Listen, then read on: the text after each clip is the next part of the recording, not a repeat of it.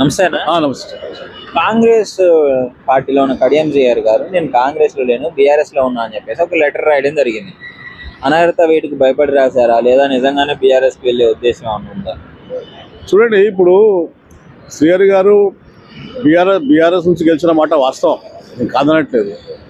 గెలిచిన తర్వాత వాళ్ళ నాయకత్వం నచ్చక కాంగ్రెస్ పార్టీలో చేరే ప్రయత్నం చేశారు.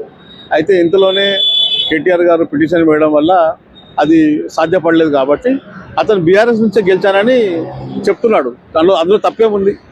బీఆర్ఎస్ పార్టీ మీదనే గెలిచాడు అతను. బీఆర్ఎస్ లోనే ఉన్న కాంగ్రెస్ లోకి పోలేదు అని అంటున్నాడు కదా. అతను బీఆర్ఎస్ లోనే ఉన్నాడు, కానీ కేటీఆర్ కేసీఆర్ నాయకత్వం నచ్చక అతను మధ్యస్థంగా ఉండిపోయాడు. లేడు, వాళ్ళ కూతురికి కాంగ్రెస్ లో టికెట్ ఇప్పించాడు, కండవా చేసుకున్నాడు సార్ చేతుల మీదుగా. చూడండి, ఇప్పుడు బీఆర్ఎస్ గుర్తు మీద గెలిచిన మాట వాస్తవము, కానీ ఇక్కడ కేటీఆర్ నాయకత్వం నచ్చక వారి కుటుంబ కలహాలు నచ్చక అతను కాంగ్రెస్ పార్టీలో చేరే ప్రయత్నం చేసిండు.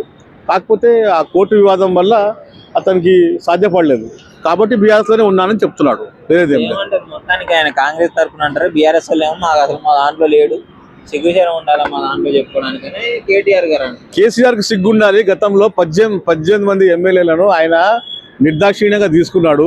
అతను అప్పట్లో వాళ్ళు 80 సీట్లు గెలిచినా కూడా కేటీఆర్కి సిగ్గు ఉండాలి.